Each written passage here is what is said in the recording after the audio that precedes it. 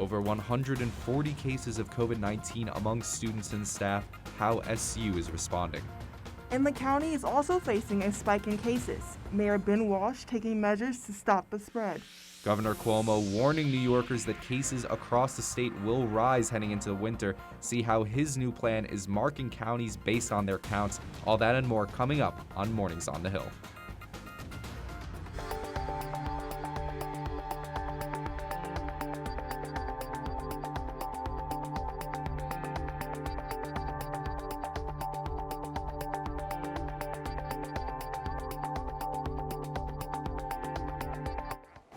Good morning, I'm Maya Lockett. Thanks for joining us for the Mornings on the Hill. And I'm Rob Flax. Here's what you need to know this morning. A massive COVID spike among SU students has sent the semester online, but this time it's for a different reason. Our reporter Ryan Clark is live outside with the reason why. Ryan? Well, guys, as if 2020 couldn't get any worse, now SU's fall semester has ended a week early. This Friday, all classes will now be online and will continue to be online for the rest of the semester. SU administration says the reason why is a lack of contact tracing among high COVID clusters. They also said their confidence that we'll be healthy and happy come Thanksgiving is very, very low. Let's look at an email from administration from just 2 days ago to see exactly what this decision looks like. This decision comes just 2 days after the university came 2 cases shy of closing its doors. Syracuse University then reported 98 active cases, 2 away from the law mandated by Governor Cuomo that would force a shutdown. Now, the Syracuse coronavirus dashboard has 132 cases reported as active. In the past, administration believed a party would shut down campus. Last night, the university reported 50 cases, pushing SU well above the safety threshold. And they say they can't trace them back to one single event. Now it seems as if what we all thought would send students home wasn't, in fact, the truth. This decision comes just a week after the university came 2 cases shy of closing its doors. Syracuse University then reported 98 active cases, 2 away from the law mandated by Governor Cuomo that would force a shutdown. Now, the Syracuse coronavirus dashboard only has 88 recorded cases as active. In the past, administration believed a party would shut down campus. Now, even with Syracuse having lower numbers, the school is eating their words. You know, at the end of the day, we just cannot tolerate this one single incident. Still very well could be one that evolves to the point where it impacts our ability to stay open. Well, that was a press conference from about a month ago where the administration had pointed out multiple COVID clusters due to parties, off-campus housing, and bars and restaurants. Now, the lack of contact tracing has made it so SU administration says they don't feel that everyone is safe back on campus, even the students that are obliging by the Stay Safe pledge. We'll have more on Mornings on the Hill about COVID clusters and the status of your classes coming up shortly. Reporting live on the SU campus for Mornings on the Hill, I'm Ryan Clark. And with the move online coming earlier than expected, some students are scrambling to finalize their plans to move out for winter break. As we previously reported, unlike in past years, students need to move out for break as if they won't be returning to campus in the spring, loading up their cars to head home, something sophomore Mackenzie Murphy says is a pain. It makes me mad because there's so much stuff you have in your dorm that you have no use for at home, and now I just have to pack up everything and then have it sit in my basement for 2 months and then put everything back exactly where it was right now. So The students have the option to box up larger items and leave them behind for the school to ship to their permanent address. The rising cases at SU are a part of a larger trend throughout Syracuse and Central New York. James Corrigan is live to give us an update on the latest numbers. Maya, the situation in Central New York is far from rosy. Onondaga County reported 98 new positive cases yesterday, bringing the total of 593 in just the last 5 days alone. County Executive Ryan McMahon has said that today is likely to be the worst day when it comes to new positive cases. Now, Syracuse Mayor Ben Walsh is taking action, starting today, he's limiting public gatherings to just 25 people. He's cutting capacity at restaurants and places of worship, and he's adding new testing requirements for in-person learning. Statewide, New York State recorded nearly 4,000 new positive cases yesterday. That's the most since May 2nd, and local businesses are already bearing the brunt. Regal movie theaters tomorrow will be closing all 11 of their movies reopened just 3 weeks ago in New York State. And with the trend of the virus continuing to rise, it's likely that they will not be alone. Reporting live, James Cargan, Mornings on Hill. And based on that, Governor Cuomo is telling New Yorkers to brace for a spike in winter COVID cases. Now, the governor's been warning New Yorkers of a stronger second wave of the virus that could cause New York to get, quote, back up on that mountain of cases. The governor, in a call this week, outlined how counties would be designated based on the amount of cases being assigned either a yellow or red rating. Now, Onondaga County is currently in the yellow zone, and that's with 593 new cases as of the latest numbers released on Friday. That means any education institution, including SU, will have to test 20% of faculty and students every week. Now, Cuomo also praised the testing in New York, but he stressed how much more difficult a potential vaccine would be to distribute compared to COVID testing. Now, he's saying that in a response to Pfizer announcing that their new vaccine was 90% effective in testing. And coming up here on Mornings on the Hill, our reporter Sarah Alshitz found out how SU is honoring those who served on Veterans Day.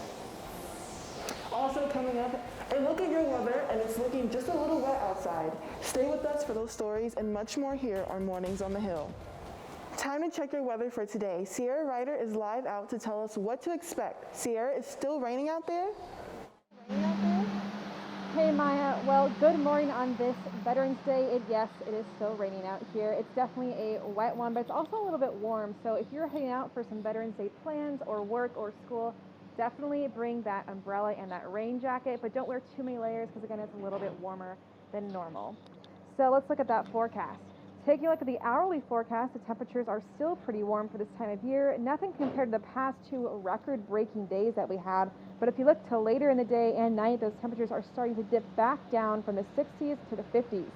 But variable weather is still coming in high. You can see that large green wave just coming into Syracuse, and that's what we are experiencing right now. So how long will we be seeing this rain? I'm glad that you asked, because taking a look at our 5-day forecast, today there's a high of 68, but it's raining, and tomorrow and Friday it is clearing out and cooling down, making way for some more rain on Sunday. So don't ditch that umbrella just yet. And again, the temperature right now, it's about 66 degrees. It's still raining, and well, it's definitely been a very interesting week for weather. The past 2 days, we've had those highs in the high 70s, 78 and 79, and today it's raining and it's kind of warm still, but luckily those temperatures are going to start going back to the normal trend that we see in November here in Syracuse later this week. Back to you in the studio. Today across the nation, Americans are celebrating Veterans Day. Here on campus, reporter Sawa Ashe tells us how our Veterans Center and student cadets made sure that even in a pandemic, we can celebrate a long-running SU Veterans Day tradition.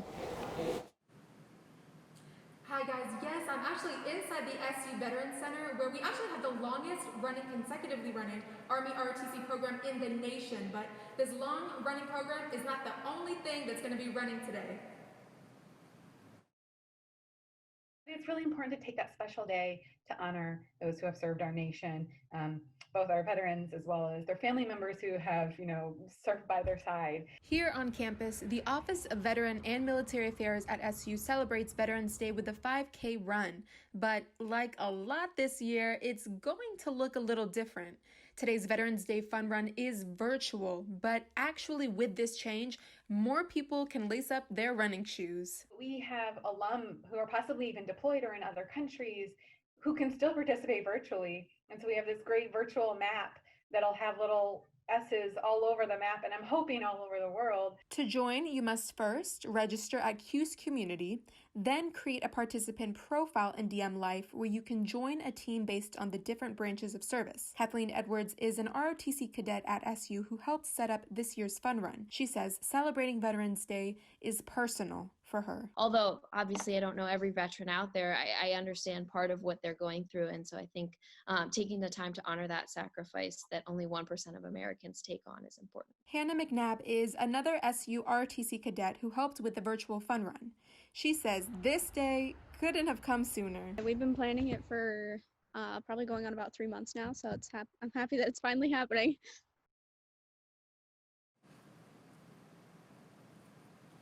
So the fun run actually started this morning at 6:30 a.m. and it's going to be going on for the next 24 hours. So start stretching, you guys. You guys still have time to put on those tennis shoes. Back to you guys in the studio. Now for a new segment here in Mornings on the Hill called Money with Miller. Our own Josh Miller will give you a few tips when it comes to your pocket and finances. Thank you, Maya. That's right. Many were surprised when Joe Biden was elected. He's been doing a good job in the election, but this is promising for the next 4 years. Many thought with Trump not being elected, the economy and market would take a huge hit. But it's not really going to be like that because of Biden being elected. So because of a split Congress that we're about to have with the Senate and the House of Representatives to occur, since 1945, having a Democratic president and a split Congress has created the best average annual return in the stock market. In fact, in the last 75 years, a split Congress has generated nearly a 14% annual return in dollar terms when it comes to the market. A promising stat if you are looking to start investing.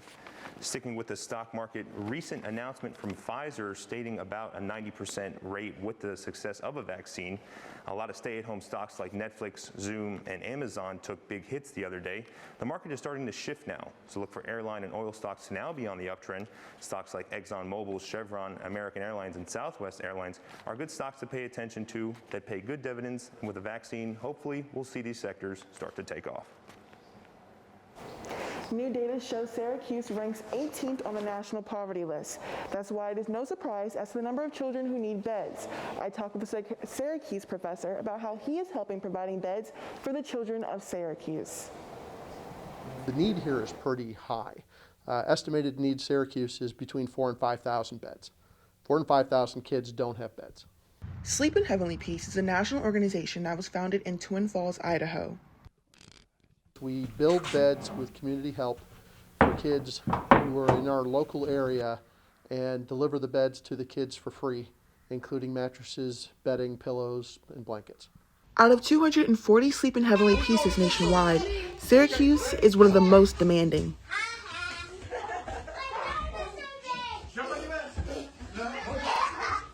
Syracuse delivers more beds than most of the other chapters. I believe I know we're in the top 10 in delivered beds per year. I think we're in the top 5.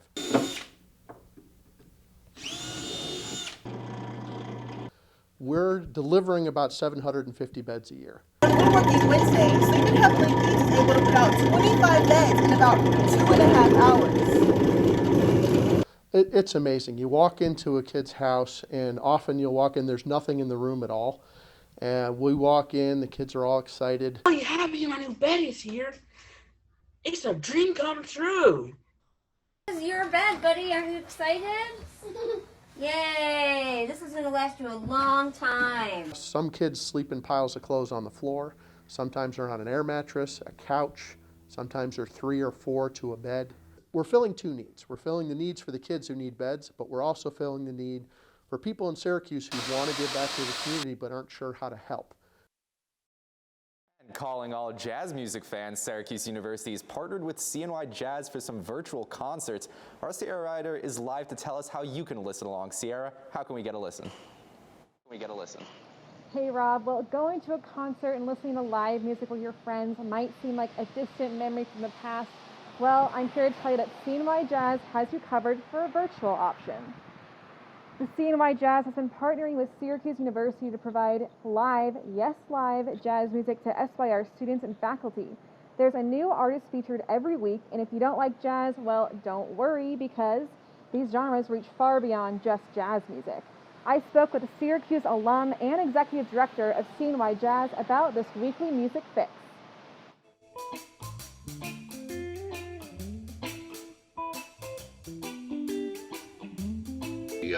The entire impetus, the entire reason for the whole series is to give students an in-place alternative to club going and traveling as a health and wellness and quality of life measure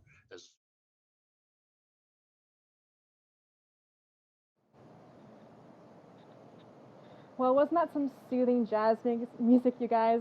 Well, the good news is that these concerts are 2 hours long, and the link is available for the whole week after the concert happens on Fridays. They're going to keep this partnership up until the end of the semester, and they're also working on providing the links for students that are going to be on campus for longer than the break. So those of us that are around for Thanksgiving can still listen to that great jazz music. And I don't know about you guys, but I'm definitely going to be listening to that music this weekend because it's very soothing as we are entering the end of the semester. Reporting live from Mornings on the Hill, I'm Sierra Ryder. Coming up on Mornings on the Hill, a freshman quarterback makes his SU football debut, and the men's basketball schedule has been released. Stay tuned after the break for the full story.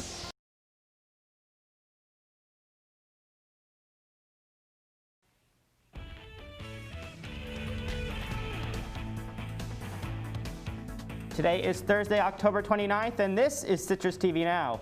It's 46 degrees and rainy in Syracuse today. I'm Josh Myers. Here are today's top stories. And we have breaking news. Syracuse is reporting a dramatic spike in positive COVID-19 cases on campus. The university has added 16 new cases to the COVID-19 dashboard. That brings the total number of active cases in central New York to 29. There is a shelter in place for anyone who went to Orange Crate on Saturday. There are just 3 days left to vote early in Onondaga County. The Shaw Center is offering students free transportation to the Armand Magnarelli and Southwest Community Centers. But if you're planning on voting in person, the Board of Elections just released a finalized list of voting sites open on election night. Just a short walk from campus, students can cast their ballots at Huntington Hall on Marshall Street.